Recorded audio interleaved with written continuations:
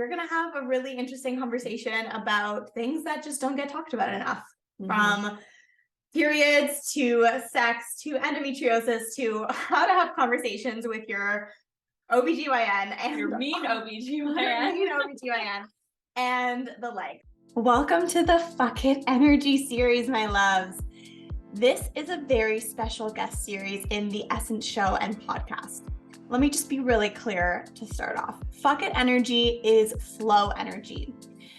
When we talk about this flow and the feminine flow and being able to tune into your energetics and the balance within you of the masculine and the feminine, what that really means is releasing this grip on how things have been up until this point, letting go of the pressures of the external expectations, and really redefining the way that you want to be showing up and creating success for yourself. In order to do that, you need to start going against the status quo. That is just the reality and the truth of what we're living in, the reality that we're living in. And so that is where the Fuck It energy comes in. It's permission-giving energy for you to take a step back from what you've always done, especially if you're like me and you have lived and achieved in the past under the good girl trope or under the people-pleasing conditionings and narratives. It is time for you to take that step back, reclaim your God-given power, and say, fuck it. Taking on this fuck it energy from a place of reclaiming your own inner sovereignness, your own inner power, your own inner resilience, and writing your new story. So when you release the invisible cage of these old narratives, of these societal conditionings, of the limiting beliefs around work and success, you free yourself from the hustle, from the burnout, from playing small, and you really step into your most authentic and aligned badass self. And what happens when you do that is you become freaking magnetic to everything you could ever want. So this is where you say fuck it to the pressure and you start to choose pleasure. And that is exactly what we're going to do in this series. So for each episode in the series, you're getting a co-host. This is someone who has harnessed the wisdom of the masculine and the feminine energetics in their own lives and has implemented it across all sorts of different areas, whether that be career, relationships, sexuality, health. These are all real women, real humans who have chosen to disrupt the old narrative in their lives and reclaim this narrative for themselves, reclaim the way that they are working towards success and creating that success in every area of their own lives. So this is about to get deep and be super freaking powerful. Are you ready? Before we dive in, I am your host, your Feminine Flow CEO, your time freedom lifestyle curator, and fellow goal getter, Olivia Heine. It is time to embody your epic essence. Make sure you hit that subscribe button on the YouTube channel, hit that follow button on the podcast, leave a rating and review, leave your comments down below, and let's go.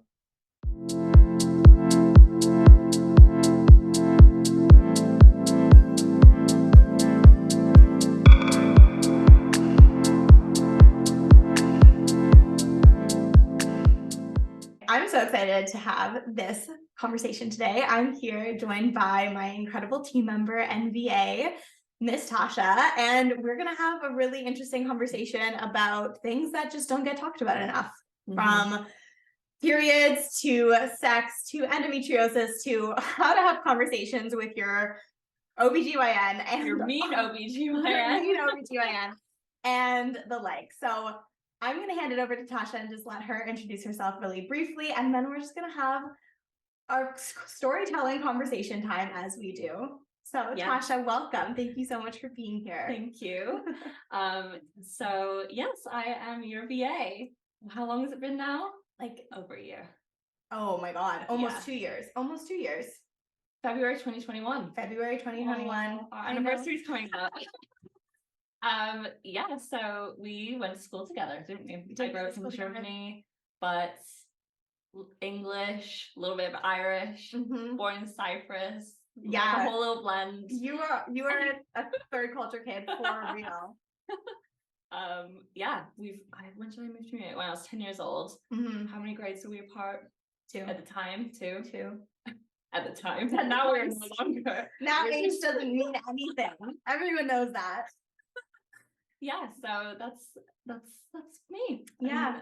And now we're in our work relationship. In our work relationship. Friendship has been has From the really, skiing days. yeah, I mean, it's developed massively. And Yeah. like, I love the story and how everything came together, because even when we started working together and you joined the Decluttered Intentions team, Mhm. like that was, it felt like for me, when I look back, like such a series of events that were Totally. fate driven, and how the universe brought us together. Because even that period of time, like during COVID, us both being back in our hometown Mhm. and meeting up and just kind of like seeing how you were doing, like it was kind of random, like not that we'd ever really hung out one-on-one before that. No. And then It's always with our group of friends Yeah. and parents and exactly, yeah. And then we started talking, and you were telling me about like wanting to build out your VA business and all of these things, and I was Yeah. like, oh my gosh, like I'm at the point where I'm wanting to take on a VA, and like what does that look like? And we Yeah. like really supported each other in that journey, and then it grew into this incredible friendship and also business relationship that we have right now. And like I really feel like I personally manifested that. Yes, totally. And it was meant to be. It was like, meant to for be. sure. I remember that conversation like it was yesterday. We were sat on your couch. I know. I was holding your like monster pillow. God, we have like little like ugly doll pillows on our couch that are from when I was a kid, and yeah, those are always a topic of conversation. I just felt connected to that at the time, COVID times, and yeah, I said that, and you like it was like a light bulb moment of like, oh my god, we both found this moment at the same time, and yeah, here we are. Yeah, really popping out a podcast. I know.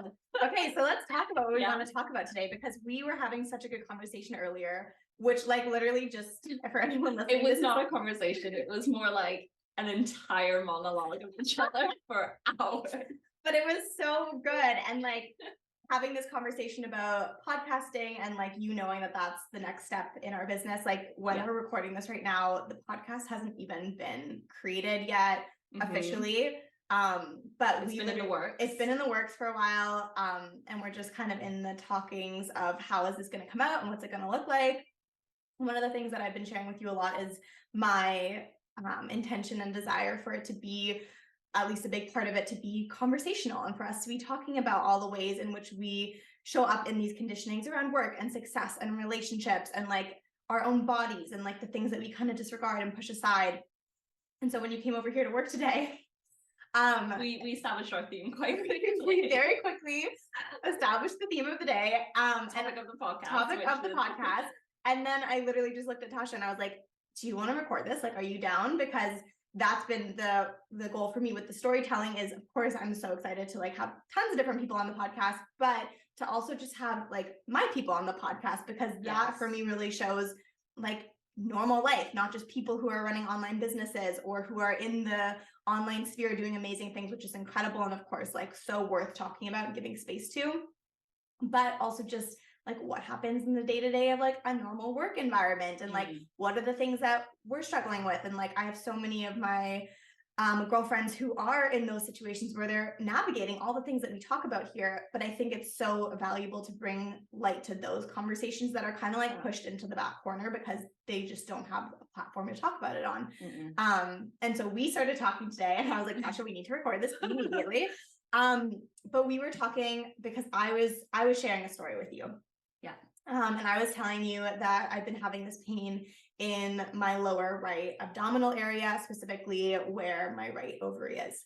And we were talking about this as well because you've had a bit of a health journey, which you don't need to feel like you need to go into by any means.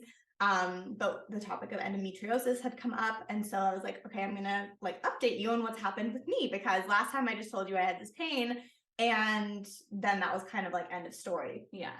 And so, we started talking about the pain that we feel in our bodies, the way that we relate to it and like name it and also claim it, and how we oftentimes also gaslight ourselves around whether or not we actually feel it and where that even comes from. Which is unfortunate, because sometimes like us as women will say like, oh, like I need to take today off or something, or whatever it is, or saying like, oh, I have this pain. And then as much as I'm like sympathetic towards it and completely understand it, I've had it myself, you kind of just like are like, okay, like,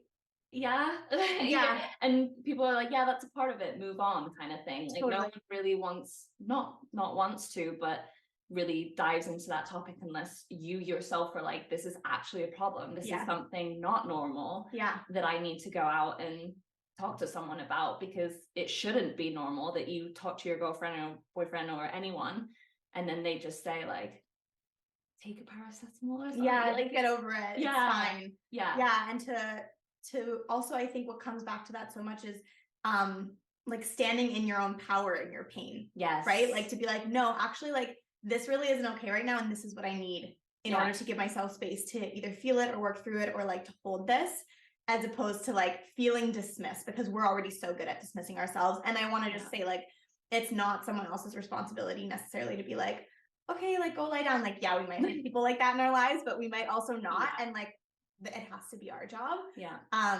But it's so true. Like, we're so good at being like, oh, it's fine. And like, that's literally what I did when I had this pain the first time. I was like, it's fine. Literally me, like for 30 minutes laying on the couch. I was like, I actually can't even like move to go to the bathroom right now to like get anything to support myself. I'm just gonna like be here and breathe. And I like did the emotion code on myself. So I like released whatever trapped emotions were still. Knowing that it will pass at some point. Knowing that it will pass, and the emotion code really helped. And then I was just like, okay, and this is something that I've learned through my work, and that has completely changed the game for me, because I used to get really bad cramps. And then of course I was on the pill for a really long time and like completely suppressed all of the things. But something that I've really come to practice is like, okay, when I'm feeling pain, what does it need from me right now? Like, what is this trying to tell me? Because it's always communicating, like our body's always communicating something to us. And so I like really just sat with it. I slowed down. I like changed as much as I could in my schedule that week. I was like, okay, how can I like really give space to this? And I know not everyone has the opportunity to like completely change their schedule, but like we can do certain small things in small ways. And then I was like, okay, I'm going to just see if this passes. If it doesn't pass in like 3 days, then clearly there's something like very urgent. If it comes back again next month, but then that's wild that you say 3 days. I know like that. Well, yeah, I know.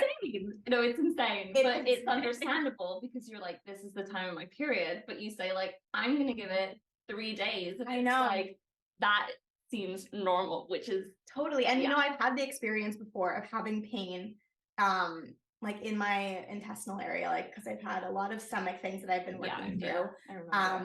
And I remember, I think maybe I was like 12 years old, maybe 13. And maybe like that teenage years. And I said to my mom, I was like, I need you to take me to the hospital. Like, I'm not okay. Like, I'm in a lot of pain. And I remember like feeling that pain and her taking me to the hospital. And first of all, of course, you're waiting for a good amount of time. And by the time we got in, like, I didn't have the strong pain anymore. And they didn't find anything. And of course, you feel like so embarrassed. Silly. Embarrassed is a much better word than silly. But yeah, you feel kind of like ridiculous. You're like, did I just make such a big deal about this for no reason? And I think that like stuck with me. And so 3 days, I was like, I'll wait 3 days and just see. And I also thought like, if it's really bad, I want to make sure it's really bad. And like, that's crazy. But anyways, it ended up passing in like 30 minutes, still crazy painful, but it passed. And then I just really took it easy. And then the next month came, and this was, okay, just as a like cycle point of question or point of conversation, it happened right before my period started. So like day before I had this pain, and then the next day I got my period. And so the next cycle comes the next month, and I get it again. Just as painful, same amount of time. Like, I'm tracking all of it, and I'm like making a note to be like, okay, when did it happen last time? Like, is this a pattern? So then I call my OBGYN and I'm like, I need an appointment. Like, I'm in a lot of pain. In Munich? Yeah, in Munich. I'm in a lot of pain right now, and like, if it like the sooner the better. I was also traveling the upcoming weeks, and so I was like, oh my god, if I can just get this in before, that would be great. And OBGYNs are like the most like difficult people to get an appointment with, and you're like, you have to take it if you can get in. Totally. So good. So I ended up getting in before I went away to travel. And it's really interesting, and like, I know we talked about this and I want to talk about this more, but if I'm being completely honest, like I've only ever gone to the OBGYN for like checkups, pap smears, that kind of thing. Like this is the first time that I went for something that was a problem or that like was painful of some sort. Yeah. And I've been off the pill for almost 4 years now. You were on the combined pill. I was on the combined pill and I was on it for like 7 or 8 years. Okay. Yeah, from the time that I was 15. Wow. Yeah, so really young. Nothing was really explained to me. And like, I mean, I think that's like a whole nother podcast episode is like coming off the pill and like everything that I experienced and like we could make 20 episodes. We could make 20 episodes. But nevertheless, this is a new OBGYN. Like I've only been going to her for like the last couple years since I had come off the pill, and like I go to her because she's close by. That's basically like it. And because it was recommended. Like I was like, okay, cool, like works, checks out. I only go for like a checkup, fine. Yeah. And to be completely honest, like every time I go in, she always asks me why I'm not on the pill. She always like wants to like try and get me to go back on the pill. It's just like, and again, nothing wrong. Like I just want to like disclaimer if you're on the pill because you are on the pill. Yeah. I hope it's okay that I say that. No, of course. But yeah, nothing wrong. It just it's not what works for me. It's not what allows me to be in tune with my cycle and my body. And I had my own issues with it while I was on it as well. Yeah. And so like, that's just my personal choice, is that I don't want to be on the pill. And like, that's something that we talk about in cycle syncing too, and like all that stuff. But regardless, she's very much the doctor who's like, this is the medical side of things. This is how it goes. And again, so much value in that. One street that she wants to go down. And I realized as I was sitting there before I went into this appointment, how nervous I was. Yeah. Because I was like, oh my God, like if she tells me there's something and she's going to tell me what the solution is, and I want to explore other options, because that's usually how I am. I always want to say, okay, like this is not a Band-Aid thing that I just want to take something for and it'll go away. Like I want to understand the root cause. I want to understand why I'm having this pain and like what's going on. Yeah. And have someone who can support me in getting to the bottom of that and not just cover it up, because that's like exactly what I did with the pill when I went on it. Yeah. And I'm realizing like, Jesus, why am I so nervous about having this conversation with this woman? Anyways, long story short, because like I could talk about this in so many different ways, but go in, have the appointment. She does the ultrasound. And then she's like, I see something that could be endometriosis, but like, I cannot say for sure, might not even be it. Yeah. But no questions asked. Let's just put you back on the pill. Like candy. I know. It's like, it's not, this is like, this could change so much for you as a human, which I always will stand by people who like do it for skin purposes, for like the intensity of like a period flow or something, and it can change their lives for the better.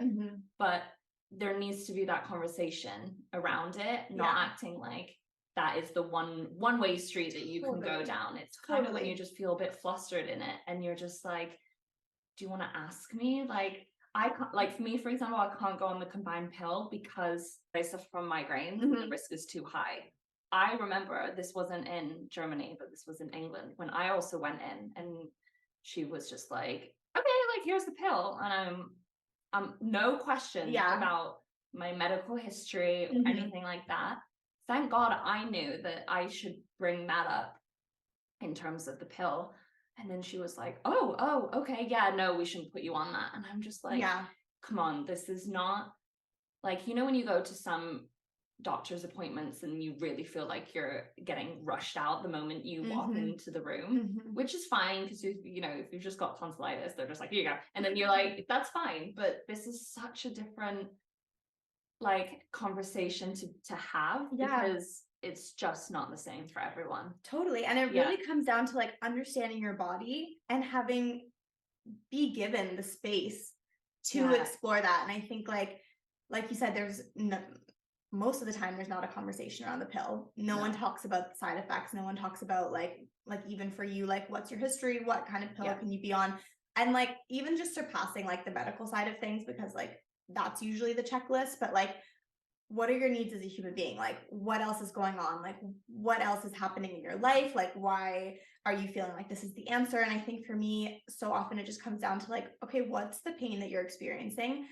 Feeling validated in that, and then feeling heard in the sense of like, okay, what will make you feel the safest? Like, it did not feel safe for me. Just the safety that we need to feel, not just to like share what we're experiencing, but to also feel like we're given the space to explore that. Like, I had no idea, like outside of what we learned in biology class about our cycles and about how it affects us and our energy levels and like the importance of giving space to your period and the bleed. Like, it was always just a nuisance. It was like, this is just an annoying thing that I have to go through. The extent of our conversation was how to put in a tampon. That was it. Yeah, you get your period and this is how you do it. Yeah. And I mean, there's so much now that I know, and like, I love that we talk about this, and like, that's in the courses that Decluttered Intentions has, but like, the ritual around your body and around your cycles and around your period, and like how it's like such a sacred thing that we experience and that we get to experience and go through. Like, we are freaking creators of life. That's what it is. And it's like such a beautiful thing, and it was never framed to me in that way, and it was always just something that needed to be fixed. And I think that was the experience that I had going into that appointment, where it was just like, here's the problem. By the way, I don't even know if it's the problem. Let's just solve this. Let's just solve a hypothetical problem that we don't know. And I remember saying this to you because, like, unfortunately, endometriosis is very hard to diagnose until you have like a little keyhole surgery or something to tell you that. You're not going to rock up on a Monday and then be like, I need to know, and I'm going to have surgery now to find out if this is true. Like, okay, this is obviously a bigger extent is to us, needing to find ways to diagnose it better. And, for people to be like, is this period normal? And it shouldn't be that I'm like, for 30 minutes on the floor kind of thing. But my mom is so strong, but like, I know that when, like, she rarely gets sick, she rarely goes to the doctor, she rarely complains about any pain, but she's always told me, or not told me specifically, but I've led through example that like, something's wrong and you need to say so. Like, there's no strength in like not saying that you have, or like it doesn't show weakness by saying this period hurts, this migraine hurts, this whatever is painful. There's no weakness in that. But some people will never go to the OBGYN because they have a painful period or something's different. They'll say like, oh, well, I had this last night, or this, or this, which, okay, can be true, but, some people really need to put their hands in and say, like, this is wrong. And then it shouldn't be, at the end of that, someone telling you really, like, it's nothing, or these are as many reasons as to why, but, like, then let's just put you on the pill. Like, no, like, it needs to be a bigger investigation than that. And first of all, so much of that masculine energy, right? It's like, let's just push through. I'm fine, whatever, like, my body's a nuisance, as opposed to listening to those warning signs, because like, your body is always communicating with you. But two, I was so proud of myself in that appointment, because I was like, absolutely not. Like, and I fully said to her, I was like, I want to give it some time first. And in my head, I'm thinking like, I'm going to find an alternative for this. Because I don't want to go back on the pill just because like, you think it's maybe this. And as I walked out, and I said this to you before too, I'm like, why am I still going here? Because again, I was just like justifying it. Like, oh, I just go for like my annual checkup or whatever, and that's fine. But like, I would never come here. Who's making you do this? And I'm like, I would never come here if I was pregnant, or when I'm pregnant. Like, this is not the doctor that I'm going to come to. And that's okay. And she's got lots of clients, and like, there are people who do go to her, and that's perfect for them, but it's not perfect for me. Well, perfect for me. Exactly. So like, I wouldn't want to expose like my child or a friend or something to this situation, then why am I putting up with it myself? Like, why are we settling for these things? Like, the moment you walk through the door, if you're in that waiting room, like, you can dread, you can be anxious, what information you'll be told, what the result will be, natural. But once you have that anxiety of how you're going to get treated in the process, you're like, who is making me do this? And it's such a good question to ask, because I was doing it. So many of us are just like, oh, this is just how it is, or it's fine for now. And it's like, why are we settling for that shit? Why are we putting up with that if it doesn't actually support us? Yeah. And it doesn't make us feel good. Yeah, because it worked for you afterwards, because you went to I went back to my family doctor, yeah, who has known me basically my whole life, and he was amazing. And he has a very holistic approach, and that's much more in alignment with who I am and what I desire, and even the work that I do. Like, it is holistic, and so yeah, it's not going to feel aligned for me to go to someone who is just looking at me as a problem to fix. Yeah. Yeah, and he was like, I think it ties back into all the digestive things that you've had, and et cetera, et cetera. So anyways, I want to talk about endometriosis a little bit more, and just like, not so much more the pain that we experience in terms of like, you know, how we frame it for ourselves, but more so about the energetics of like what's actually going on. And just like curious, whatever you feel like sharing, just a little bit about your experience, and like also how we were talking about before, like the energetic meaning of, you know, how do we heal that pain then? How do we like look at that? Because you had a bit of a awakening moment with uncovering whether or not you had it. Oh my God, yeah. So it was about, so I've had like background story, like I've had painful periods for years, and this was before August 2020. That's when I first like was like, something's wrong. So I would easily say before then was maybe like 4 years of like intense pain. I'm writing it off. August 2020, or the times before that, was just fainting, like on the verge of throwing up every time, like fetal position on the floor. Yeah. Just, you know, unbearable pain that's just, you just don't want to think, or you can't find reasons to say that that's normal when you're in that kind of situation. Yeah. So went to the gynecologist. Everything looked fine. Obviously, like they can tell when you've had like a burst ovarian cyst or something, or but it's very hard to say that you have endometriosis. So she told me that the route to finding out for sure would be surgery and getting it confirmed. But I was like, no, I'm not doing that. Obviously, middle of COVID, 2020, so you can't just rock up and be like I'm here, book me in, and they're like, yeah, 2 years from now. So I went on the progesterone only pill to stop the periods, because she thought that, well, one, I could not go on combined.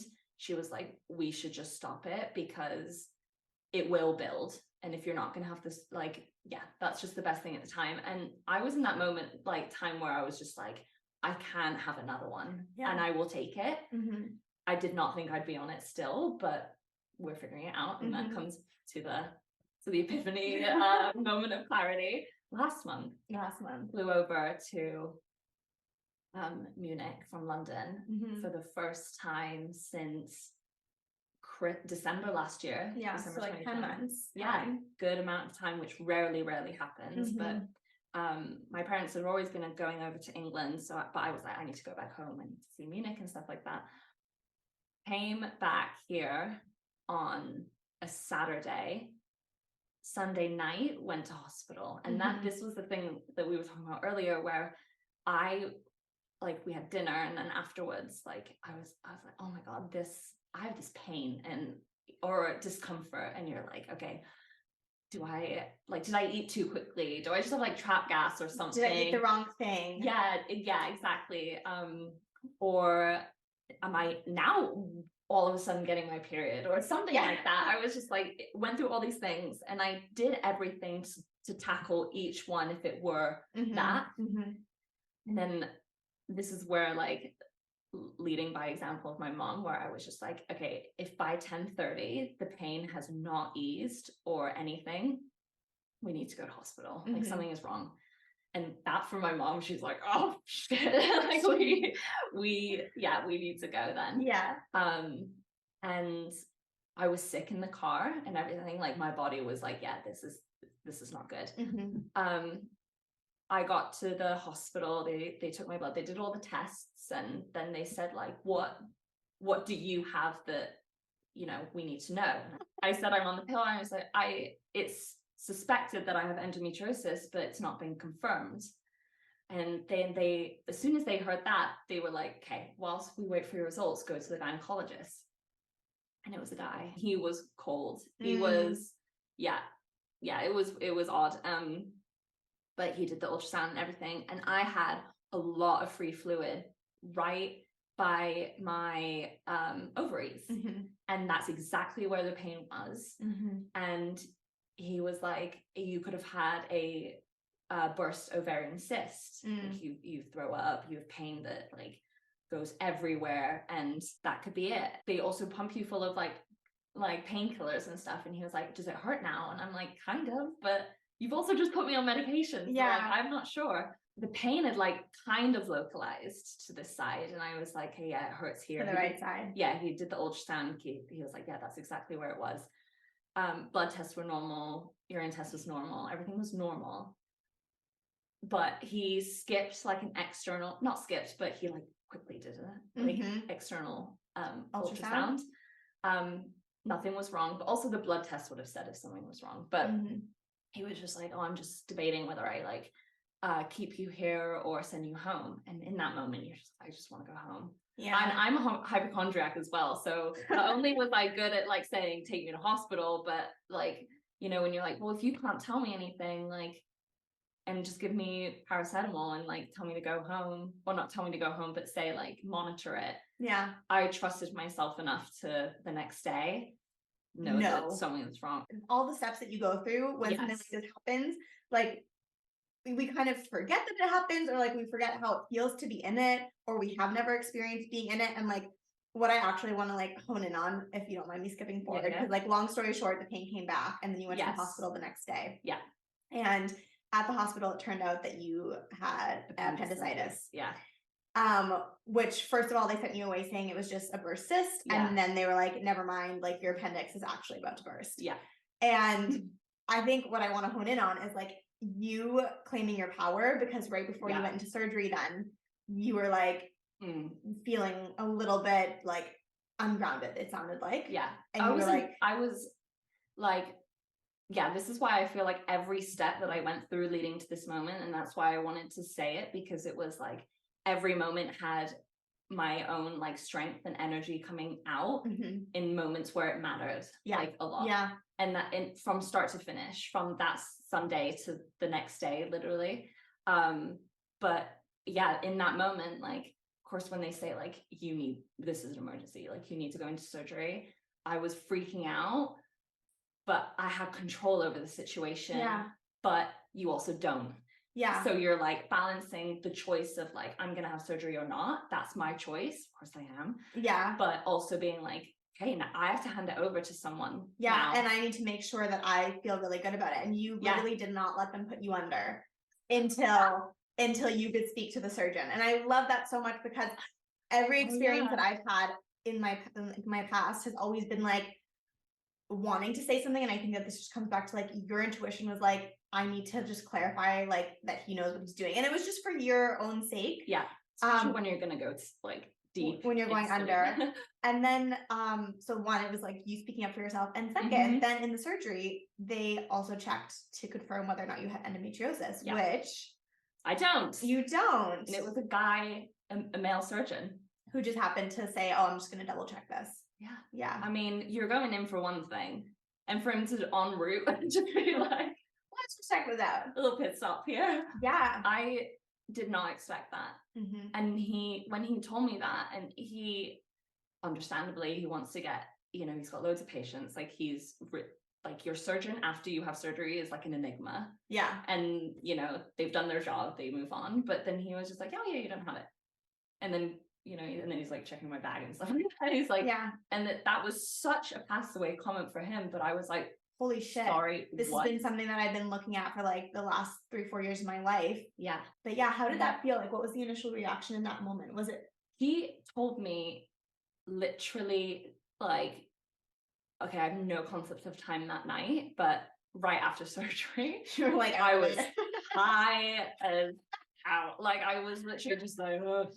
But I remember he told me that, and I just think my mind was in a million places. But the next day, I do remember calling my mom and just being like, oh my God, he checked this. I think I was actually more surprised that he checked than getting the information. Interesting, yeah. Yeah. As bad as it sounds, maybe, but it, you know, it gave a reason, a potential reason for why my periods were so painful. And now I'm just like, what is it? Do I just have periods then? Like, do I stay on the pill? Do I do this? Do I do that? Yeah. It kind of, well, I'm still on it just because I simply don't know what to do. But yeah, it was definitely a moment of being like, oh, okay. Wow, new enlightening information. Like, and I think this is so great too, because it speaks so much to how we create truths in our lives. Like, this is the truth. And like, therefore I'm doing all these things. And like, we were talking about sex earlier too. And like, I've made all of these things relate to the fact that I have this endometriosis diagnosis. And like 100% this could be true, but also like, what if it's not? And then it turns out that it's not true. And then it turns out that they check it and it's not true. And it's like, wow, like now the truth that I have created in my life is suddenly not there anymore. Holy shit, what do I do, kind of thing. And so that's one of the weird things though as well, is that like there was comfort in there being a reason. And now what? Like I just had painful periods. That's it. And that it can be just that.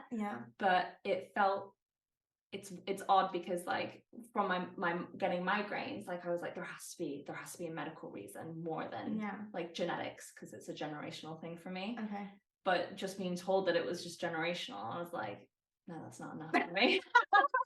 Like, but there was something in like your period and it being for a reason seemed validating in some way, to say like, I have this pain because of this. Isn't that interesting? That's like, it's so interesting that we need, I mean, of course we want to understand what's happening in our body. So that's like, let's just set that aside. But aside from that, feeling like I need to have this justification as to why I feel pain, and not just why I feel it, but in order to justify my pain externally. So to be able to say like, yeah, I get a lot of painful periods, or I'm in a lot of pain right now because I have this medical condition. Like that it has to be backed by something bigger. And for example, then what we talked about earlier was, you know, what are the energetics behind that? Because you were saying like, hey, I don't know what I'm going to do. And like, I even said to you, like, it's everyone's own decision. For me, the decision was to get off of the pill. But I even said like the importance of getting support when you're going off the pill from, especially in terms of like physical body, naturopath, a homeopath, whatever it is, in order to help emotionally as well. Like someone to process the emotions that are coming up, because basically what, like messing essentially with the hormonal system, because we have the artificial hormones, which is controlling the system. And so that's going to change the natural way that the system flows, which has obviously had a lot of pros in the world as a whole, but also it changes us on an individual level. So of course it's suppressing things so that we can move through life and be in our masculine energy. But also then as soon as we get off of it, it's like you said, emotions come up, or acne comes up. And that's been a huge part of my journey. Or the painful periods come back, and the reproductive organs and the womb system is basically like telling us the degree of health in our bodies. So like when there's something off, it's like, okay, what's the root cause here?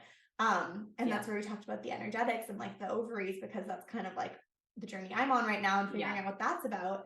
And the ovaries actually represent creative expression and like being able to tap into your creativity, and like it's like that bud inside the blooming flower, and like being able to like burst out of that. And I can see it in a lot of ways, like, okay, that requires me to go back and look at the ways in which like I have been blocking my creative inspiration, for example, with external expectations of how I think I need to be showing up, or what's the right way to do something, or even imposter syndrome sometimes, and being like, you know, is this really good enough? And then you're like, that is blocking my creative flow. And I think looking at all of those facets, then not just like, okay, this is a problem, you're a quote unquote problem that needs to be fixed, but okay, what's happening in your body? What is this telling us? Can we get to the root cause? And it doesn't mean that, you know, pain relief isn't still potentially necessary along the way. Especially if you're experiencing a lot of pain, but to also, like, even with the migraines, you're like, hey, it's not good enough for me that it's just generational. It's like, like, I wonder what else is maybe happening there. Like, just so fascinating to like zoom out and be like, okay, what are the layers? And especially with like migraines as well, I would look at everything going on in my life but the doctors would only ask like what you've eaten and, are you sleeping and stuff like that. And it's like, okay, there's so much that I can control. Well, you can control, but it comes from like so much more than that in life. And then I just felt I was holding so much like internally. There was like going on. Yeah. And I think like you said with your ovaries, I think women, and I think it's so overlooked, is how much we hold in like that system. I came here and this happened. I was like, thank God. Okay, this was one, meant to be, that I was supposed to be here. Yeah. But two, like there was a lot going on, and I think it was all really like held. And then the moment I came here and I felt comfortable and I felt safe, I think my body was just like totally. Yeah. And to your point too, like how much we hold, like the womb and the uterus is one of the biggest hollow organs. Yes. Like that is where we store emotions. That's where emotions go to hang out. Yeah. And like, I mean, we were been talking about this before, if we want to pivot into like this conversation around sex and all of that, because there is so much shame around sex. And like, even when we were talking about like painful sex and like painful periods and all these different ways in which, we're kind of like, okay, I'm not talking about this with anyone because like, I don't even know if what I'm experiencing is quote unquote right or wrong. Yeah. But at the same time, it's like, okay, what, like there's some sort of resistance there. Like if we're experiencing pain, there's something that we're like tightening our grip around, or there's something that we're like feeling like we're pressing into a wall against. And that's creating this like dissonance, this resistance, this pain that we're feeling, this dis-ease. And it's like, what is it that I'm creating a block around there? Or what is it that I'm holding on to? If you've really gotten down to the like physical attributes of it, and something's physically not wrong. Yeah. There's something. Like, what is the deeper thing that's happening? Yeah. We get down to the energetics. And like the blueprint of it all. It's more than that. Because anyone can love and find people's experience with it. It's just like more. There's much about the feminine energy and for sure. Yeah. And just that we're having the conversation. I think that's the biggest thing. And like anyone listening to this and wanting to have that conversation, like that is, well, both of our intentions actually. So yeah. So we're just getting started. But no, like joining us in this space of that, like if you want somewhere to share and somewhere to talk about your experiences with, and you don't feel like you have that in your own personal space, and if not, or if you do, having those conversations, talking about it like with your partner, with your friends, with your family, wherever it feels safe. And of course, like making sure that you're in a place that's receptive. Like we don't want to go and push anything down anyone else's throat the same way we don't want something pushed down our throat. Yeah. Point being, like, let's have these conversations. That is our intention here. That's our purpose. And that I think was also why we wanted to talk about everything today on this episode. Yeah. When we like got into it this morning. Yeah. Look at us thinking this was going to be 20 minutes. Yeah. Oh my God. Tell me. If people like emailed in their situations or their stories, and that'd be more sorry, I'm going off on a tangent. Let's do it. Yeah. Email in your stories. We will be here to receive them. You can leave it anonymous. You can share it. You can let us know if you don't want us to share it and you just want somewhere to share for the purpose for yourself of like getting it off your chest. But that's the purpose of our community. And like, if you want to share it in person, then join one of our community events. Yeah, this is definitely part one of this many. Topic. The pill we can talk about for a long time. We can talk about that. But this, I think, is a great starting point to just set the tone. I love it. For it. Thank you so much, Tasha. Anytime. Literally, you own me.